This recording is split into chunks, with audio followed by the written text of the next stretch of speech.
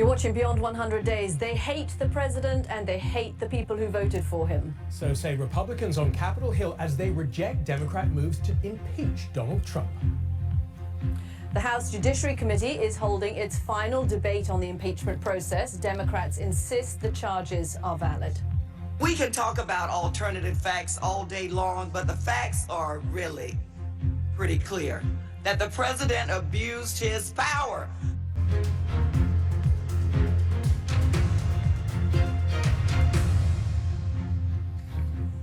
Hello, I'm Katty, Kane, Washington. James Reynolds is in London for us. Christian is covering the election, and it is, of course, a big day in the UK where the general election is underway.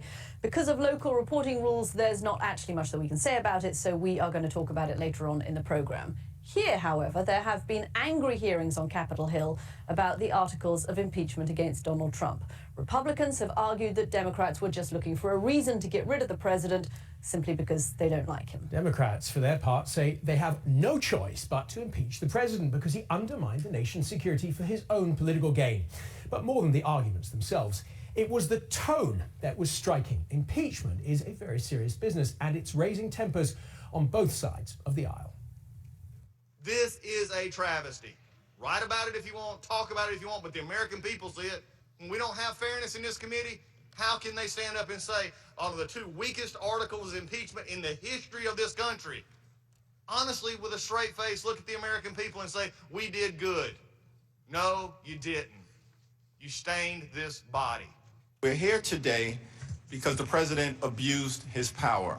We're here today because he solicited foreign interference in the 2020 election. He had welcomed foreign interference as it relates to Russia. He solicited foreign interference on the White House lawn with China, and he did it with Ukraine. He's a serial solicitor. A serial solicitor. Try saying that one fast 3 times over. Joining me now is Elizabeth Wydra. She's president of the Constitutional Accountability Centre. Elizabeth, thanks very much for coming in. To some extent, this is a public relations operation from both Republicans and Democrats to talk directly to the American people about the case that they're making. Do you think that during these hearings, a single mind has been changed? You know, I don't think so. It's almost as if there are two realities going on, you know, one on which, you know, there are the Democrats talking about the facts, what Trump has done, what Trump himself has said he's done. And then you have the Republicans on the other side who seem to be speaking to an entirely different audience. It would be, I think, better for the American people if they actually engaged with the facts of what Donald Trump has done. But it does seem a remarkable argument to say that, you know, this impeachable conduct that is the subject of these articles of impeachment is, you know, not as bad as what President Clinton did that got him impeached, which was, you know, perjury, of course, is very bad, but it was an allegation of lying about extramarital What affairs. Republicans would say was, in Clinton's case, there was evidence of perjury, of a crime being committed, whereas in Donald Trump's case, there is only the inference of what he was trying to get out of Ukraine in exchange, possibly, for withholding American aid. Well, I think Congresswoman Jayapal said it very well when she said, you know, President Trump is his own smoking gun.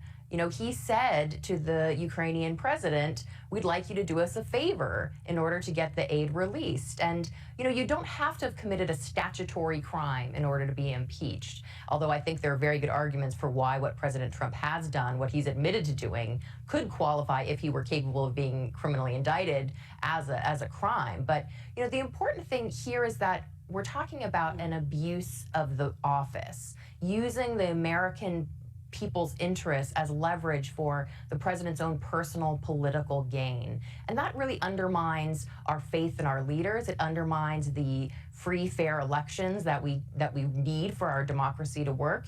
And it also gets to the point of no one being above the law. You know, you can't obstruct justice. You can't obstruct Congress and its constitutional duty of oversight. Hey, Elizabeth, the United States, you inherited impeachment largely from us here in the UK. We tended to give you everything apart from cricket and bad teeth. But I was just wondering, overall, has the process, the impeachment process, by and large worked as the founders thought it would 230 years ago? So the founders of the American Constitution put impeachment in as a remedy, knowing that it would be a difficult process. And it has, been a difficult process. Nancy Pelosi was not eager to rush into it. But it is there because sometimes the ballot box, which is the routine check on our elected leaders, is not going to be sufficient, either because the misconduct is so egregious that the person needs to be removed immediately, or as we have potentially in this case, a concern that once someone has gotten into power, they could use the vast power, as the founders were concerned, to keep themselves in office. And here, that's why a lot of people have said you can't wait till the next election, because President Trump could be using his power corruptly in order to unfairly advantage himself in the next election. Okay, Elizabeth Wydra, thank you very much for coming in.